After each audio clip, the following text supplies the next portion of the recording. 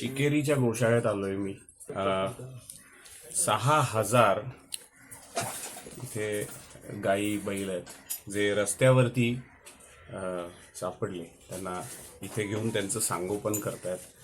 जितकं मी पाहिलं त्याच्यावरनं कळत आहे की छान त्यांचं संगोपन होत आहे. इथे जी दिसते ही गाय जी आहे हिला आत्ता मी दत्तक घेतलंय. दत्तक घेतलंय म्हणूनही जी आपली आईसारखी असते तिला आपण दत्तक घेत असतो, पण तिची काळजी घ्यायची ठरवते. तर जशी मी दत्तक घेतली आहे तशी तुम्ही सगळ्यांनी घ्या. आपल्या भोवतालातल्या ज्या गोष्टी असतात, सकाळी उठल्यानंतर तुम्ही चहा कॉफी पित असाल, त्यातलं जे दूध असतं ते ह्यांच्याच भावंडांकडनं बहिणींकडनं तुम्हाला मिळत असतं.